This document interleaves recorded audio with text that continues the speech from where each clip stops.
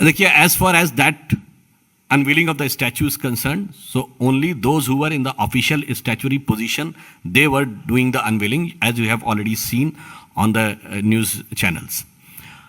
And as far as Asaduddin Owaisi is concerned, तो भाई ऐसा है कि उनके लिए तो ये है कि वो तो एक परमानेंट परपीचुअल परेशानी की मुद्रा में रहते हैं, उनको किस चीज़ से प्रॉब्लम नहीं है। तो उनके लिए तो मुझे वो लाइन याद आती है कि जैसे हम लोग के यहाँ माना जाता है ना, धन्वंतरी वैद्य हैं जिनके पास सारा वो है, वैसे ये माना जाता है वहाँ की एक हकीम लुकमान है, उनके पास हर मर्ज़ की दवा है मगर वहम की दवा नहीं है। तो मैं ओवैसी जी के लिए ये कहना चाहूँगा कि इसमें क्या रखा है देखे है जो तू आन के पास, बदगुमा वहम की दारू नहीं लुकमान के पास। आपको तो हर चीज़ में यही नज़र आता है।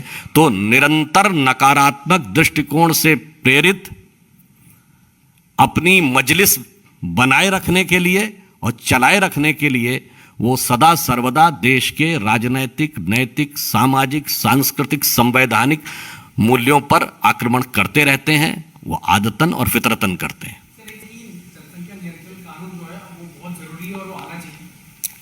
मैं ये कहना चाहता हूं कि जनसंख्या का विषय सिर्फ हमारा विषय नहीं है, ये भारत के हर जागरूक नागरिक का विषय है, क्योंकि इसके साथ हम सबका भविष्य और हम सबका विकास जुड़ा है। तो निश्चित रूप से इसमें देश के जन सामान्य से लेके राजनीतिक दलों को दलगत राजनीति से ऊपर उठकर एक सही दिशा में कदम बढ़ाना चाहिए।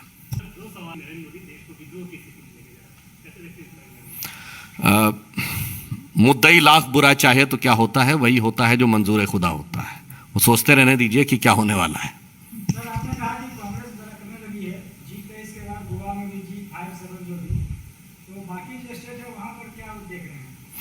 नहीं, हमें कुछ नहीं देखना, देखना तो उन्हें है। मगर मजे की बात यह है वो आजकल फ्रेज यूज करते हैं DDLJ, हैं, दिल वाले दुल्हनिया ले जाएंगे। उन्हें समझ ही नहीं आया तो ले गए और पैसे वाले देखते रह गए। जनता ने तय कर लिया कि जो दिल के लोग थे उनके साथ दिया, पैसे वाले देखते रह गए। और कांग्रेस की स्थिति क्या हो गई, मुझे इसलिए याद आता है कि ये फ्रेज, ये short form of long titled films हम लोगों के बचपन में शुरू हुआ था। तो अगर आप लोगों को ध्यान हो, पहली कौन सी फिल्म थी जिसमें ये फ्रेज यूज हुआ था कि लंबा नाम और 4 लेटर्स का, वो जैसे DDLJ था। पहली फिल्म थी QSQT, कयामत से कयामत तक। तो आज कहे तो वो ये रहे, और कांग्रेस की स्थिति है कि अपने अंदर देखें तो कयामत से कयामत तक का हाल है।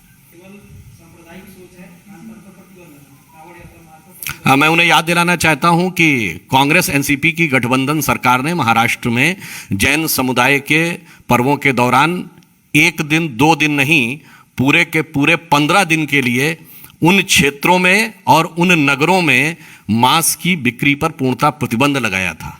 तो ये एक सहज स्वाभाविक बात है जो पूर्व में भी अन्य सरकारें करती रहीं। इसको लेकर राजनीति नहीं करनी चाहिए। तो धन्यवाद।